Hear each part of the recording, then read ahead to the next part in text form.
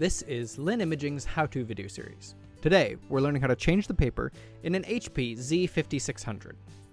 On the control panel, select the info icon at the top of the screen. It will bring up a screen detailing the paper loaded.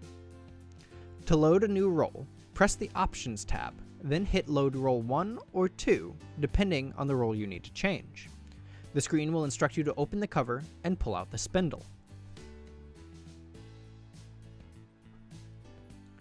Remove the old roll by removing the blue cap at the end and sliding a new roll into place.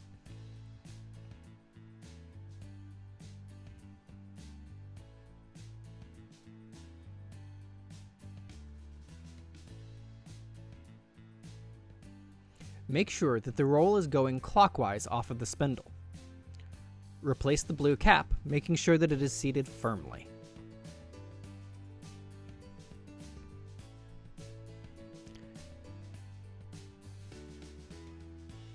Then carefully place the spindle back into place with the blue cap on the right-hand side.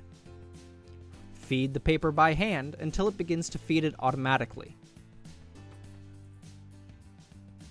Then go to the screen and it will ask you what type of paper you have loaded and instruct you to close the cover.